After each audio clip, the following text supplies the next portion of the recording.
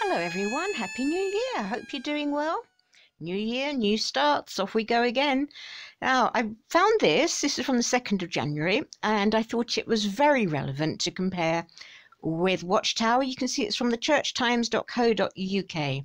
Headline is Safeguarding. Now, safeguarding, that will apply to vulnerable people that an organisation comes into contact with. So that can be children, obviously. We know why that's particularly relevant with all the churches at the moment. But it could also mean the elderly, who can be open to abuse, open to financial extortion.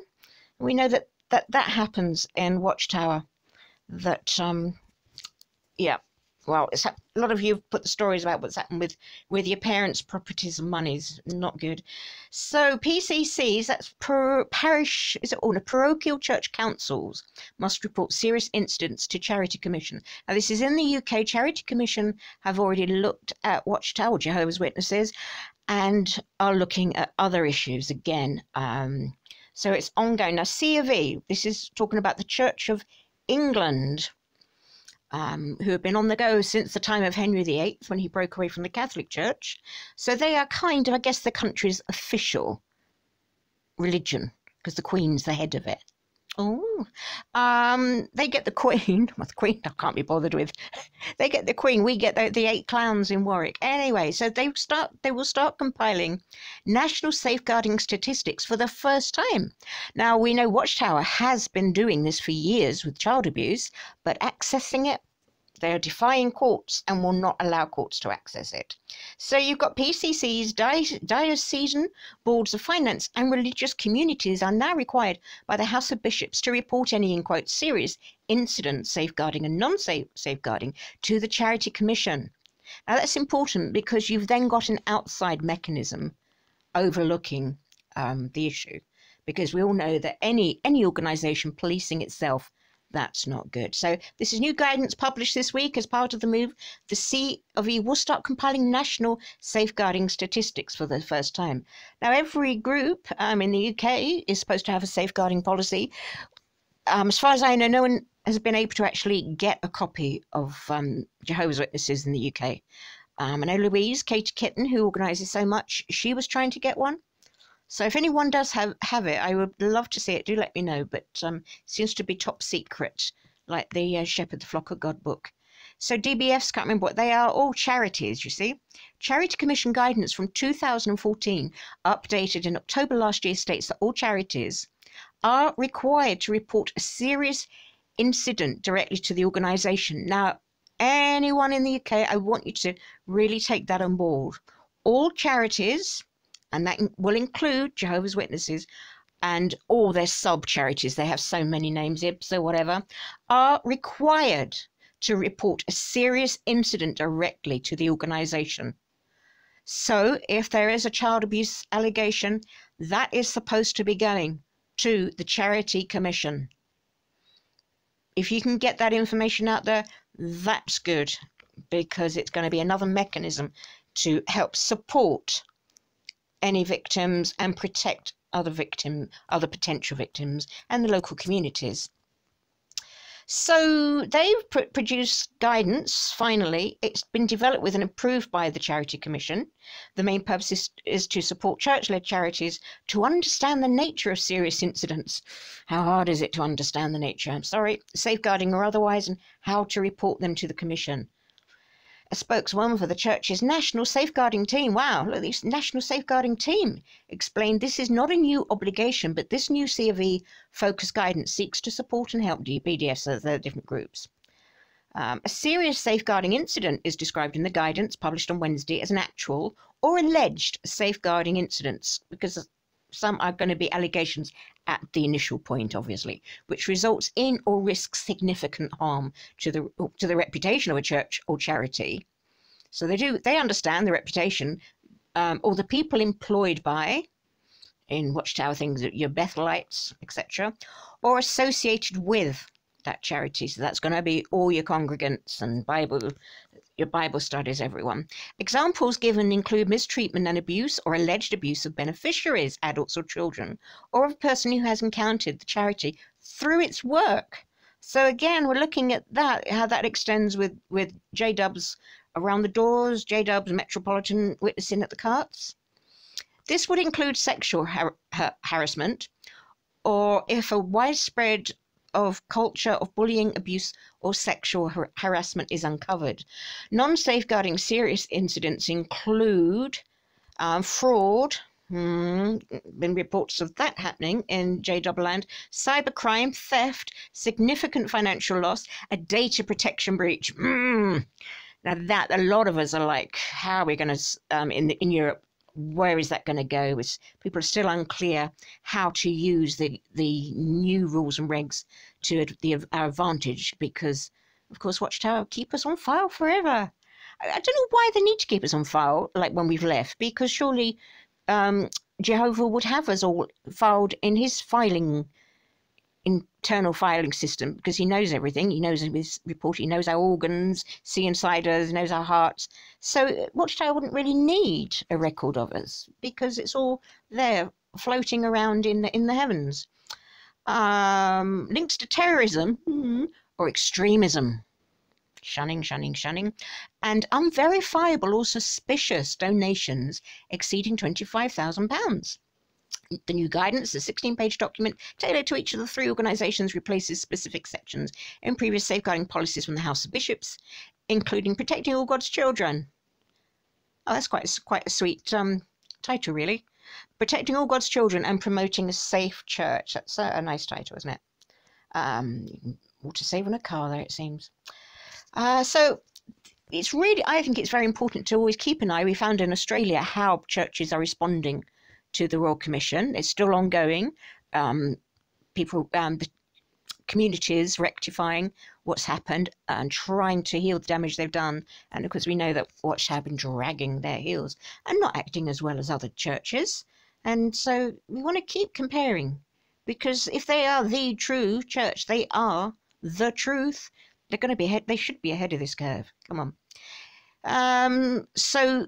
The reporting through the diocese details the role. So you've got it set up, and we continue to report directly to the Charity Commission.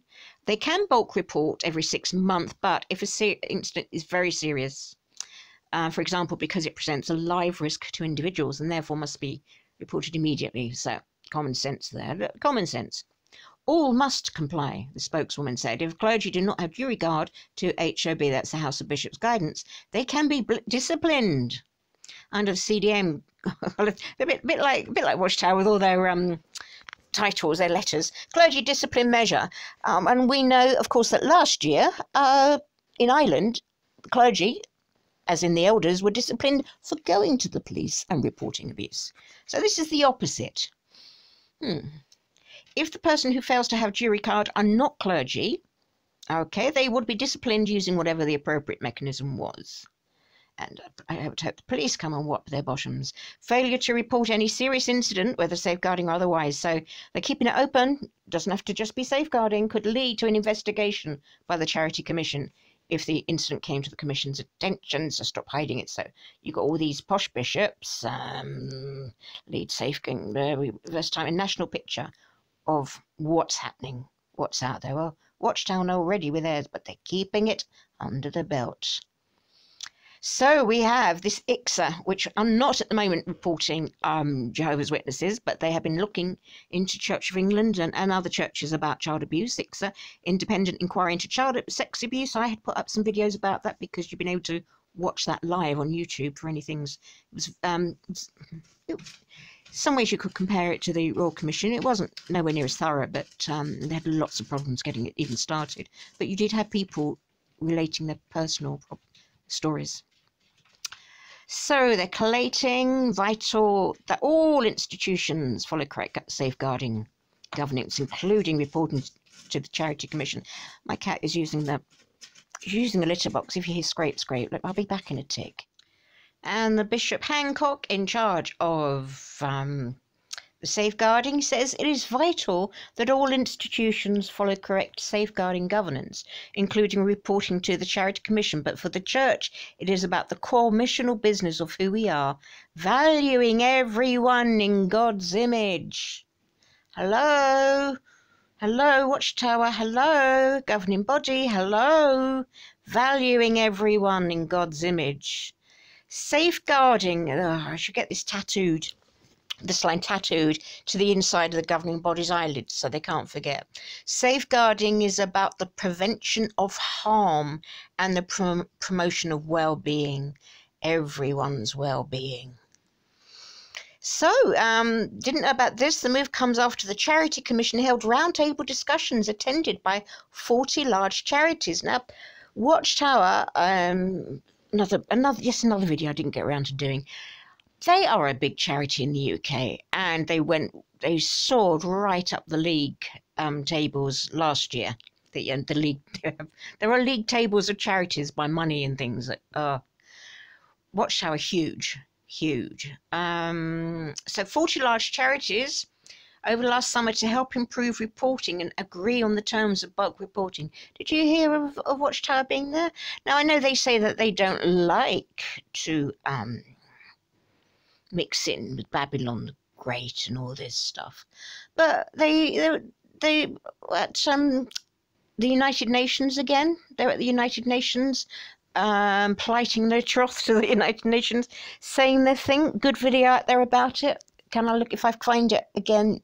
Just this last week, I'll put a link to the United Nations where Watchtower are involved again. Still in Europe, they still have a specific charity that is connected with the United Nations. I'll put that down below just for last. Why is that coming up? So they do it when it suits them. Reporting a serious incident alone is not necessarily a sign that there have been failings within a charity. Absolutely.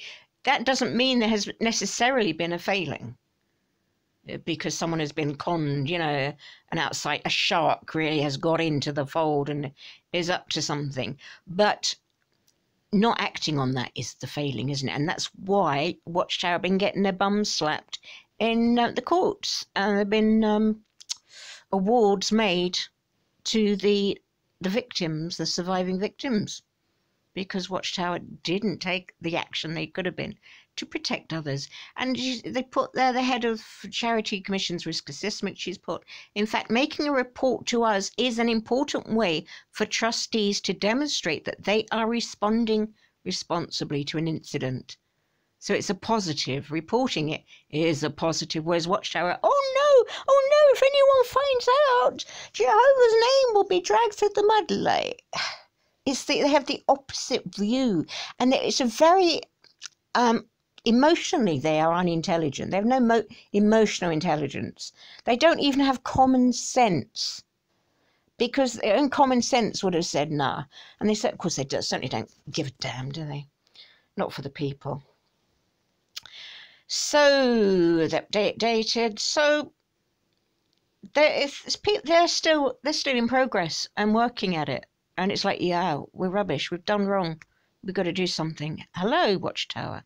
Hello. It's not hiding it, and then telling your faithful that it's apostate-driven lies. You're evil to do that.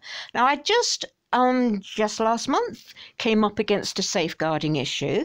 Our mother's in an intermediary sort of rehabilitation care home, and a safeguarding issue came up.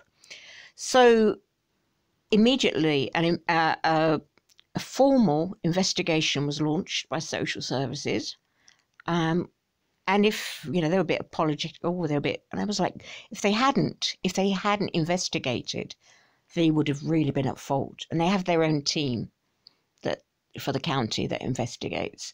So they were very good. And actually, what came up in the end, she was okay. Their things were fine, but because I'm down and interacting in a certain vulnerable position because of my health stuff, boring. They found that I had some safeguarding issues, that I was at risk. So they put in some safeguarding for me, which was like, oh, that was so strange. But they were right. But it's kind of weird that worldly people get the hang of it. And they, you know what, as well, they act like grown-ups when there's a problem. That's acting like a grown-up. And this thing where Watchtower infantilizes its followers you know, it talks down to everyone so much. The magazines are dumbing down all the time. Can you see the picture? What is, I mean, it's and the more that people are infantilized, the less responsibility they take.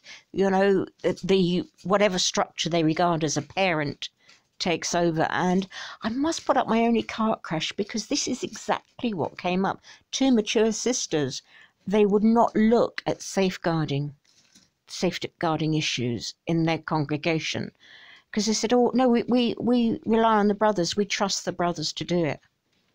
And I said, it's all our responsibility. No, we trust the brothers. See? And it's every single person on the planet. We all have a responsibility. So that was me going on, but I find this sort of stuff fascinating, and I want it out there. And there we go. Thank you for your time. Links below as always. Bye.